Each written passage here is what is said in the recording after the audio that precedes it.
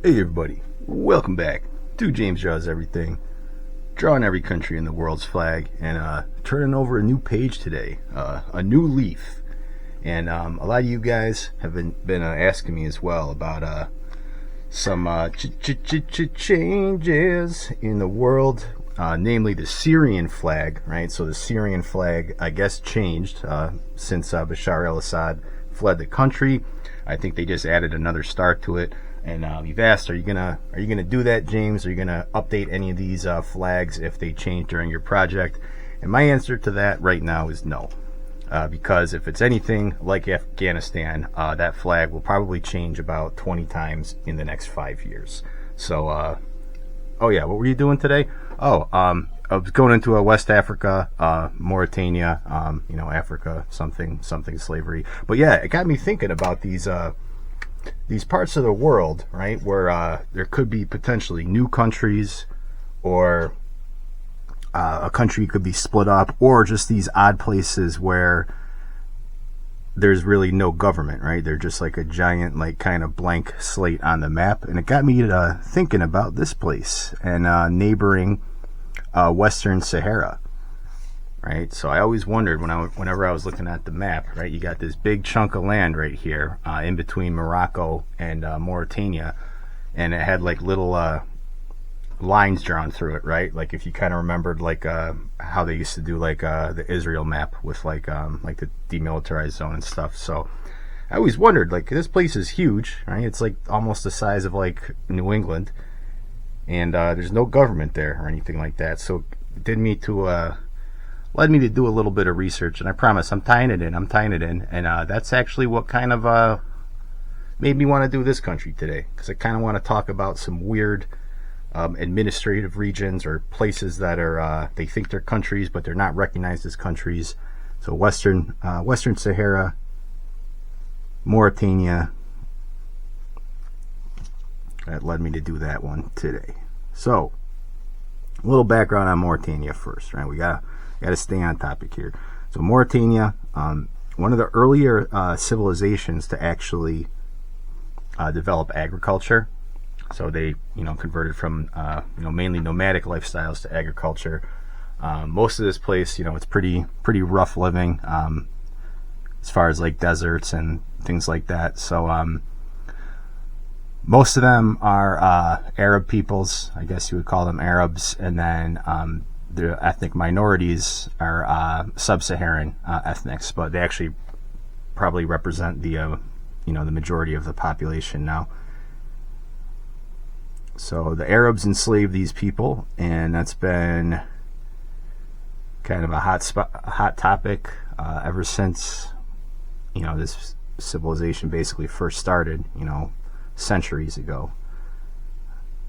So we'll talk a little bit about modern day slavery, right? Because everybody just can't shut up about slavery in parts of the world where it doesn't exist anymore. So let's talk about where it actually does. James teaches everything, right? And this is all me today, guys. No research assistance. So former French colony, right? So the French mainly have West Africa, but a little bit to the north of this place, you're going to have a lot more Spanish influence, right? Because you got Spain and like Morocco, so Spanish kind of North Africa, and those colonial days, you see a lot of advancements as far as like technology and opening up to trade for the rest of the world. But of course, the French, after World War II, they lose their empire, right? So they had to give up their possessions. And Africa, this kind of happens more towards like the 60s. So this place gains its independence in 1960, and immediately descends into a single-party authoritarian regime. About 50 years of dictatorships, attempted coups, flawed elections, so all that African stuff, right? So it's not a place that like organically sort of developed nation state, right? You had a French colony with a lot of strife between, like, you know, the existing Arab and sub-Saharan peoples that are there. So you have trouble pretty much right off the bat. The last coup attempt was in 2008, and then the guy who led it, Aziz, he was elected in 2009 and 2014. And you had a new guy come in 2019, which actually marked the first peaceful transition of power from one president to another in this country. And yeah, so then you kind of got to talk about the slavery issue. So, you know, slavery does still exist in this part of the world. Now, officially on the books, Mauritania abolished slavery in 1979. And then I think they made it like a capital offense sometime in the 21st century. But those are basically just not enforced, right? So slavery does still exist here. And a big reason, in my opinion, why nobody really cares is because a lot of this slavery, like human trafficking and stuff, which is also slavery, Mauritania is a huge hotspot for illegal migration, like into Europe and the United States.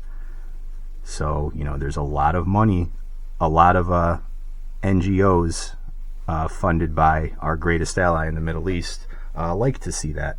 So, you know, they tell them the code words, what to say when they get on those boats and what not to say. So we can kind of turn a blind eye to the slavery thing because it's feeding Europe and the West with migrant labor. So screw you guys, NGOs. And yeah, so they, you know, you'll hear about it, you know, on the news every now and then, but nobody really cares, right? So they want to talk about slavery in countries where it hasn't existed for 200 years or more, and where it actually does exist, nobody cares. So I don't take them seriously on their opinions about pretty much anything. Anyways, so yeah, I don't like this place. It's getting booted out of another country. That's okay, because I never want to go here in the first place. And speaking of that, the country is 100% Islamic, right? So you got a lot of Sharia law there. And this is one of those places as well where you hear about these stupid traveler types that just, all the world's an amazing place and we just need to all get along. And yeah, they go hiking in Mauritania and end up beheaded, right? That happens every couple of years, right? You hear stories about like a couple of girls from Europe or something decided to go off into the countryside in this place, right? You know, they visited like, you know, maybe where the embassy is and where it's a little bit safer, right? Where there's some protections, and then they don't come back.